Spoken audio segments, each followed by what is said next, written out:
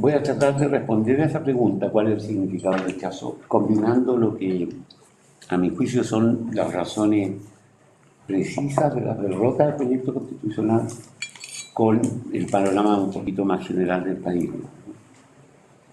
Y creo que no hay otra forma de hacerlo porque la búsqueda de un significado debe partir por el hecho mismo de la convención y de su producto. El constitucionalista Gonzalo García ha identificado en un trabajo muy bueno que lo recomiendo, que está en CIPER, 10 razones que son propias como del funcionamiento de la convención. No me las voy a ahorrar, se las dejo recomendadas, pero me parece que al menos 5 de las que menciona pueden resumirse en un punto inicial. Y esta es mi primera, como lo que yo llamaría la primera capa de significado, ¿no? El primer núcleo. Digo, de estas razones, de la falla de la convención, él señala una deficiente organización interna, tanto en la conformación de las comisiones como en la ausencia de respaldo técnico, que dicho sea de paso, fue deliberadamente rechazado. De hecho, me acuerdo. No es casual tampoco. Agrego que a mi parecer fue un inmenso error la elección de las 2 mesas que presidieron la convención. En particular en la primera, de la señora Elisa Loncón, que no tuvo ninguna capacidad para dar algún grado de solemnidad a la convención, ni para contener las expresiones más estridentes contra los símbolos del Estado, hasta el punto de terminar representando una forma de radicalismo mapuche, ¿no? Como está. Y en la segunda, de una presidenta que hizo de su gestión una guerra contra la prensa. Y de aquí nace el segundo punto. El ataque sistemático a la prensa profesional como expresión de una convicción más honda y yo creo que más delicada acerca del control de la comunicación pública. La convención no tuvo un sistema de comunicación formal y no facilitó el trabajo de los periodistas profesionales, a los que más bien hostilizó.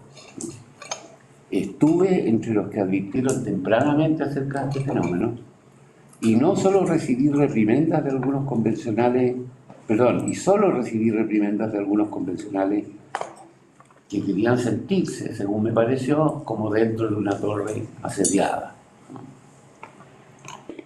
En esta conducta se hallaron muchas cosas, pero vale destacar la inexperiencia con una ideología profundamente contraria a la libertad de prensa, profundamente.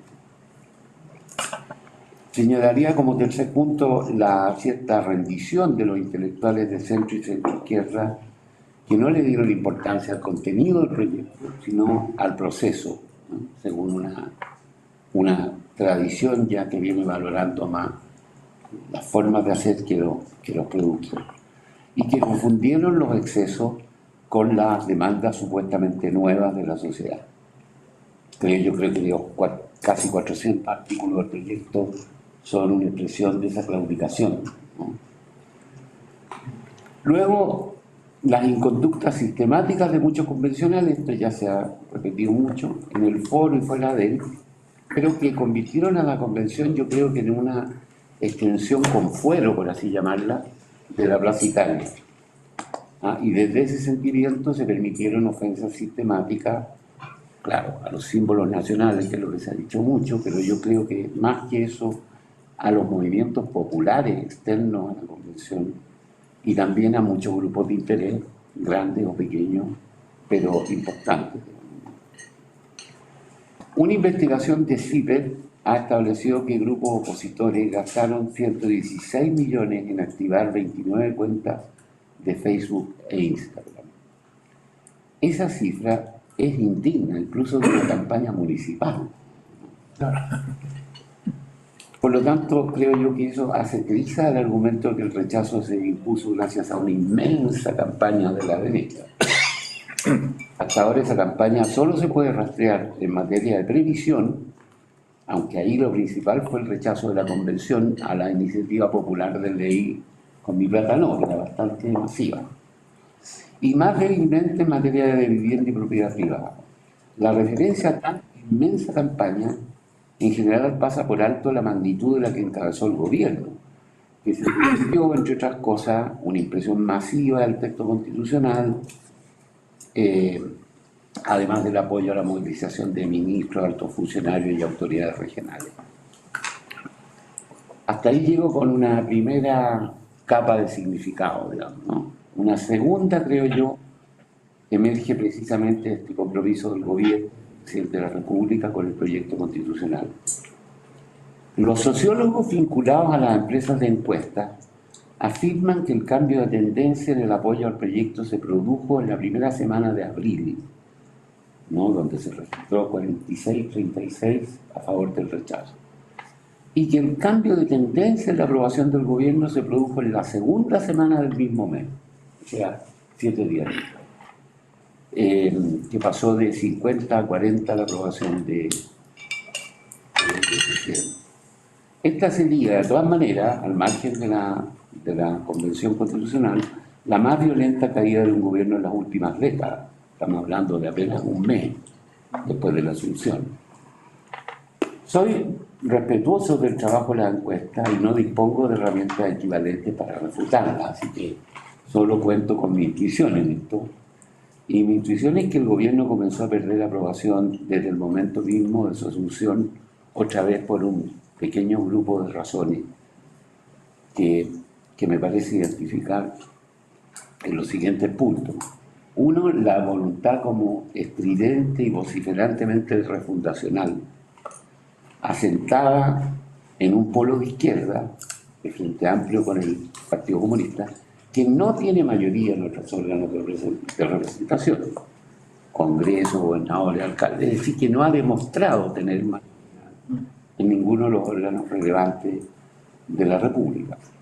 Pero el presidente ha actuado con referencia y con lealtad a ese polo, con algunos guiños un poco más intensos en el último periodo hacia la izquierda tradicional, Partido Socialista, Partido por la Democracia, y a los expresidentes de la República, pero que la verdad es que resultan insinceros, tanto en su descripción del pasado reciente como en su evaluación de la sociedad chilena.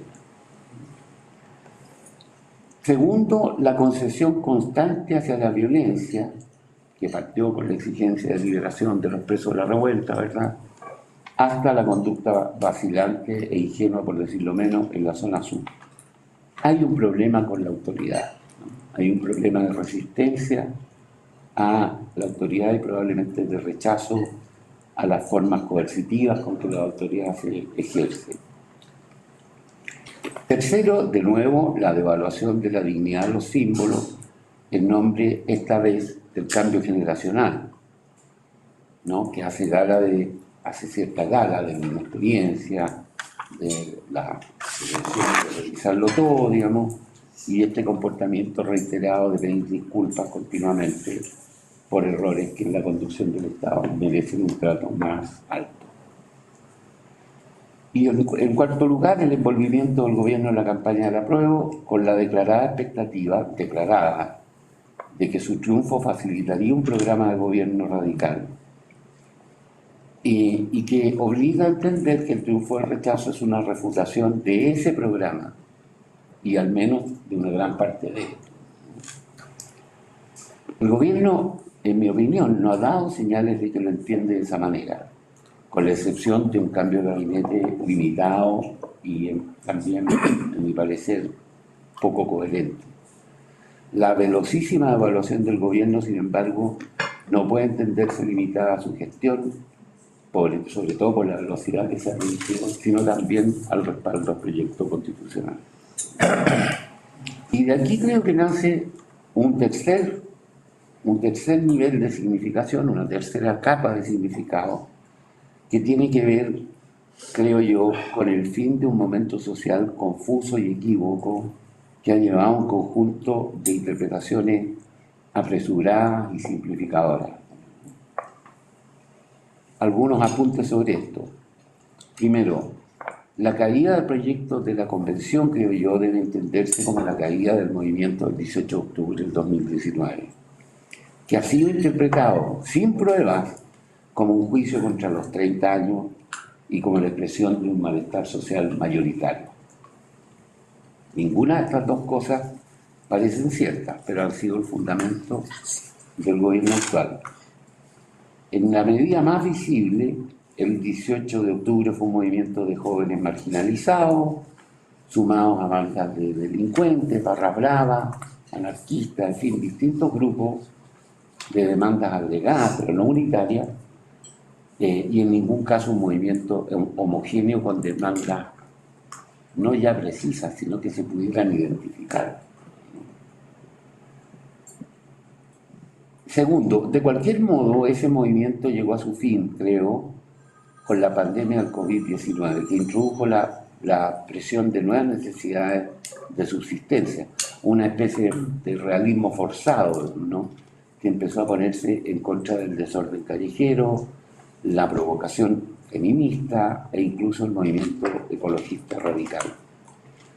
La percepción de una crisis económica galopante ha agudizado esa necesidad de realismo y ha creado una ola de desaprobación a un gobierno que no ha hablado el lenguaje de la sustentación, sino otro, más extraño, más abstracto. El tercero, el COVID-19 fue acompañado además de una larga retirada de Sebastián Piñera en un momento en que se había convertido no tanto en el símbolo de la derecha, sino en la imagen de un gobierno más lento y más ineficaz que, por ejemplo, los retiros previsionales. Esos retiros paradojalmente confirmaron la idea de que los fondos previsionales son también un resguardo ante un futuro de crisis y por lo tanto han de ser privados, con lo cual la discusión volvió como a foja cero, ¿no? Pero el gobierno parece muy lejos de esa sensibilidad. Por último, el rechazo significa, en este sentido, el final de un breve y engañoso ciclo antisistémico, de cuya energía como intimidatoria, ¿verdad?, emergieron tanto la Convención como el proyecto constitucional del gobierno del presidente Boric. Me parece que el rechazo es el cuestionamiento de estas cuatro cosas, no de una de ellas solamente, sino del conjunto. Dejo hasta ahí mi exposición, estoy en límite del tiempo, No, todavía tienes pero 5 minutos. ¿sí? En el fondo quisiera solamente agregar que esta puede parecer una conclusión, digamos, exagerada respecto de un evento electoral que después de todo no fue más que otro entre 12, ¿no? Pero ese evento electoral ha sido de una magnitud tan colosal, tan imprevista, ¿verdad?, tan inusitada para la totalidad de los analistas que yo conozco, incluyéndome, que creo que merece una atención como un fenómeno bastante más grueso y de mayor amplitud, digamos, que el simple rechazo al proyecto constitucional. Verlo como el rechazo al proyecto de la Convención es una forma muy estrecha de mirarlo.